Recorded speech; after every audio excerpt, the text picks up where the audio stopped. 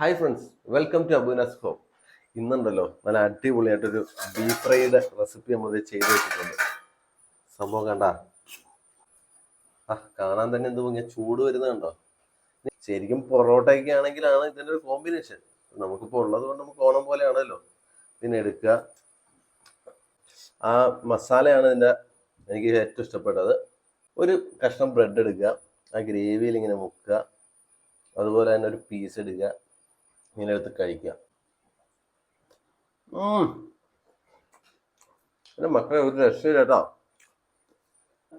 കൂടുതൽ പറഞ്ഞുകൊണ്ട് നമ്മളിത് ഇങ്ങനെ അങ്ങ് കഴിച്ചു പോകും. കാണാം ആ മനോഹര കാഴ്ചകൾ. എന്നിട്ട് പറയാം, നമ്മുടെ ചട്ടി അങ്ങനെ ചൂടായി വന്നിട്ടുണ്ട്. നമുക്ക് അതിനകത്തേക്ക് ആവശ്യത്തിനുള്ള വെളിച്ചെണ്ണ ഒഴിച്ചു കൊടുക്കാം. വെളിച്ചെണ്ണയ്ക്ക് ഇപ്പം നല്ല വില ആയതുകൊണ്ട് നമുക്ക് ഒരു തുള്ളി പോലും കളയരുത്. അത് ഇന്ന് മൊത്തത്തിൽ ഒഴിക്കണം. അതുകൊണ്ട് ഞാനിങ്ങനെ കുലുക്കി വെളിച്ചെണ്ണ മൊത്തം ചീനച്ചട്ടിയിലേക്ക് ഒഴിക്കുന്നുണ്ട്. ഇനി ഇതിലേക്ക് ചെറുതായി എരിഞ്ഞ സവാള ചേർത്ത് കൊടുക്കുക. ഞാനുണ്ടല്ല എപ്പോഴും ഈ സവാള ഇങ്ങനെ വഴറ്റിയെടുക്കുന്ന സമയത്ത് ഉപ്പ് ഞാൻ ആദ്യം ചേർത്ത് കൊടുക്കും. പെട്ടെന്ന് അതൊന്ന് വഴറ്റി കിട്ടുക എന്നുള്ള ലക്ഷ്യമാണ് അതിനകത്തുള്ളത്.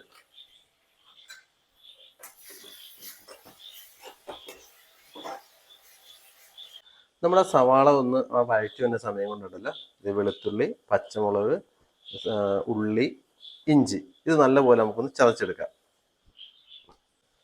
നമ്മുടെ സവാള ഏകദേശം വാടിയും വന്ന് നമ്മളിതെല്ലാം നല്ലപോലെ ചതച്ചിങ്ങി എടുത്തിട്ടുണ്ട്. കണ്ടാ, ഇതേ ഒന്നും നോക്കാൻ ഇതങ്ങ് അതിനകത്തങ്ങ് തട്ടുക. നല്ലപോലെ വഴറ്റി വന്ന സവാളയിലേക്ക് ഈ മിക്സ് ഉണ്ടല്ലോ നമ്മളിപ്പോൾ ഇട്ടത്, അത് നല്ലപോലെ ഇങ്ങനെ ഇളക്കി എടുക്കണം. എല്ലാവരും ഇതിനകത്തേക്ക് തക്കാളി ഉണ്ടല്ലോ നീളത്തിലും വട്ടത്തിലൊക്കെയാണ് അരിയണത്. ഞാൻ ഇവിടെ ചെറിയ കഷ്ണങ്ങളാക്കി അരിഞ്ഞ് ഒരു മീഡിയം ഇതിൽ വരുന്നൊരു തക്കാളിയാണ് എടുത്തേക്കുന്നത്. അത് ഇതിനകത്തേക്ക് ഇട്ട് കൊടുത്തിട്ടുണ്ട്. അങ്ങനെ ചെയ്തിട്ടുണ്ടല്ലോ, നല്ലപോലെ വഴറ്റി വന്നിട്ടുണ്ട്. ഇനി നമുക്ക് എന്ത് ചെയ്യണം, ഫ്ലെയിം ഒന്ന് കുറച്ച് വെക്കണം. എന്നിട്ട് പൊടികളൊക്കെ ചേർത്ത് കൊടുക്കുക. കുറച്ചധികം കുരുമുളക് പൊടി, ഗരം മസാല, മഞ്ഞൾപ്പൊടി, കാശ്മീർ മുളക് പൊടി, സാധാ മുളക് പൊടിയും ചേർത്ത് കൊടുക്കുക.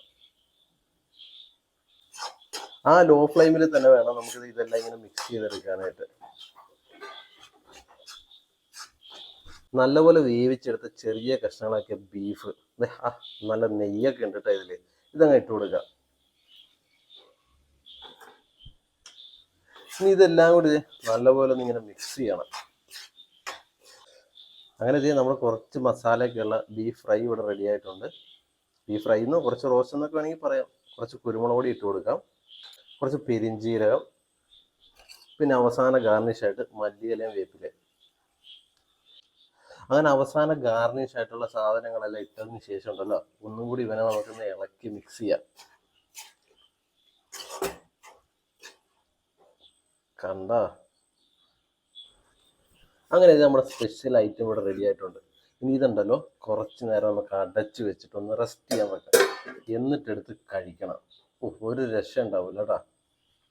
അപ്പോൾ വീഡിയോ ഇഷ്ടപ്പെട്ട് കഴിഞ്ഞാൽ സപ്പോർട്ട് ചെയ്യാൻ മറക്കരുത്. ഇതുപോലത്തെ വ്യത്യസ്തമായ കിടിലൻ വീഡിയോ ആയി നമുക്ക് വീണ്ടും കാണാം.